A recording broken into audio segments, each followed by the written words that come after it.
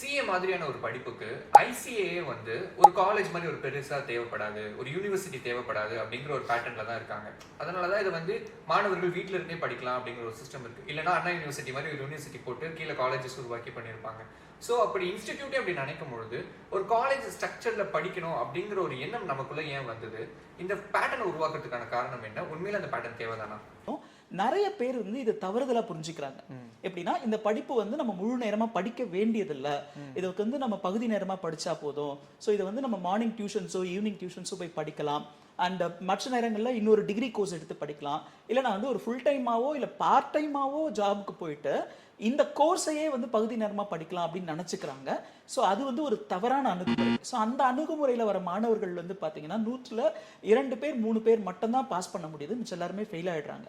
So அதை தான் நம்ம கருத்தில் வச்சு என்ன பண்ணியிருக்கோம்னா, முழு நேரமாக இந்த படிப்புக்கு ஃபோக்கஸ் பண்ணால் மட்டும்தான் படிக்க முடியும்.